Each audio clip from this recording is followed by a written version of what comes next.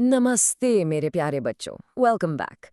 Okay, just for a second, I want you to do something. Close your eyes. Seriously.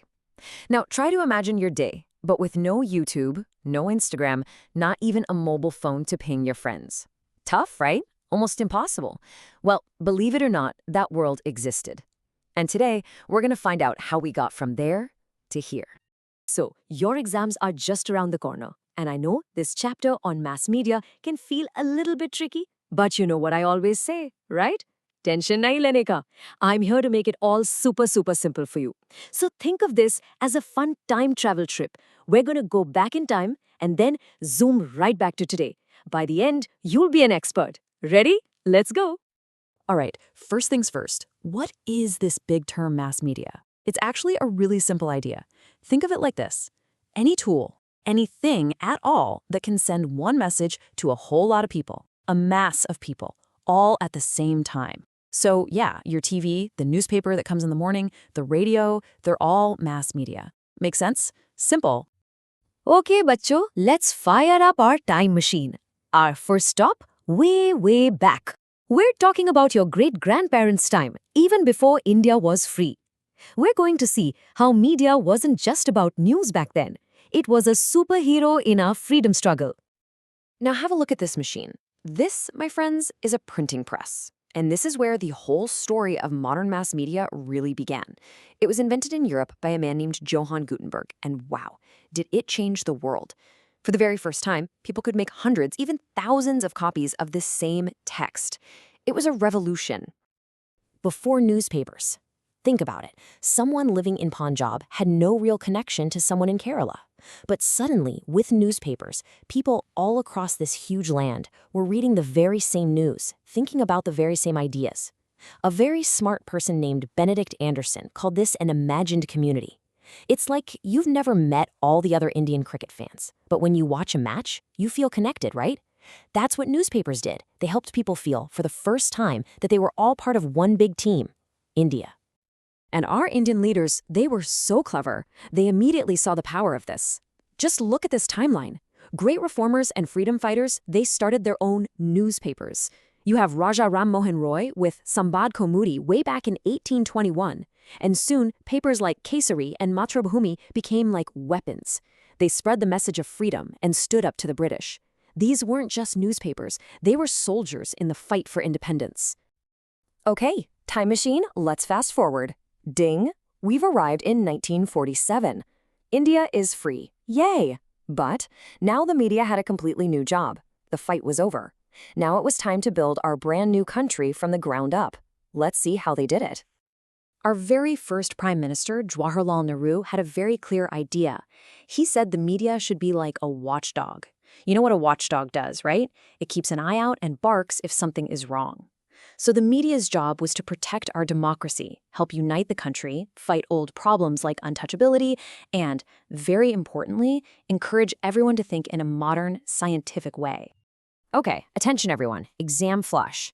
This is a very common question. After 1947, what was the most important role of All India Radio? Think about it. A new country, lots of people to reach. What would you use the radio for? I'll give you a second. Think. And here's the answer. All India Radio basically became the government's voice to the people. It was used to tell everyone about all the new development projects, like dams and factories. It had programs that spoke out against bad social customs. And this is so important, during the Green Revolution, it was the radio that taught farmers all about the new seeds and farming methods. It was a true partner in building modern India. And then came television, Doordarshan. Oh, you should ask your parents about this. In the 1980s, when serials like Ramayana and Mahabharata used to air on TV, the entire country would just stop. I'm not kidding. The streets would be empty. Everyone, no matter their religion or where they were from, was glued to the TV. And shows like Hum Log were not just entertaining, they taught us all important lessons about life. TV was literally bringing the nation together in one big living room. All right, buckle up. Because after 1991, everything, and I mean everything, changed. India opened its economy to the world, and this led to a massive, mind-blowing boom, a great media explosion. Let's jump into the now. I want you to really let this sink in. Until the year 1991, if you turned on your TV in India, there was only one channel. That's it. Just one. Doordarshan. For the whole country. Can you even imagine a world with only one channel to watch? No way, right? So from that one channel in 1991, how many do you think we had by 2020? Any guesses? We went from 1 to over 900. Yes, 900 plus. That's what globalization and private satellite TV did. It was the big bang of Indian television.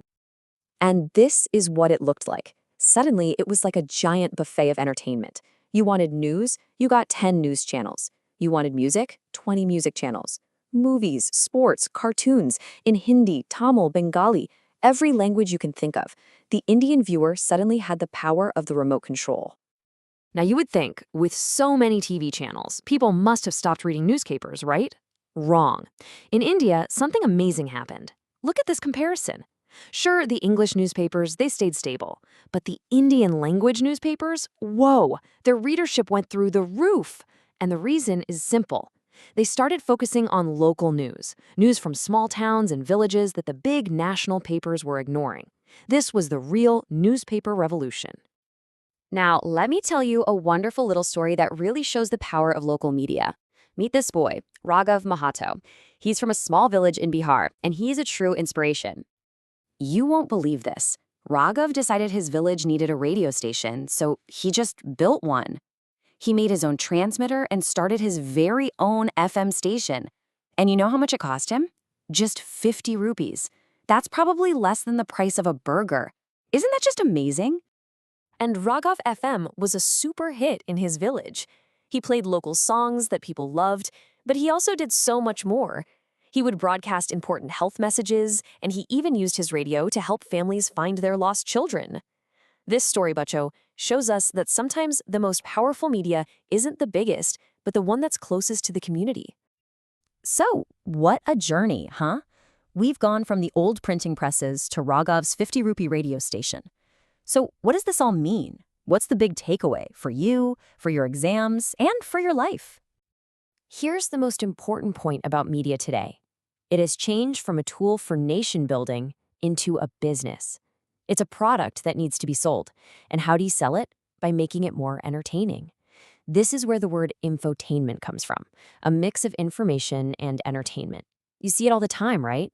News channels with loud, dramatic music, newspapers filled with celebrity stories. That's infotainment. And that brings us to the final big question for you. Today, you are surrounded by media. It's nonstop. News alerts, Insta Reels, YouTube videos, WhatsApp forwards. It's a flood of information. So my question to you is, how do you decide what's real and what's not? How do you choose what's actually important and what's just noise? That's something I want you to think about. Okay, everyone, that's our trip for today. Revise this well. You're going to do great in your exams. All the very best.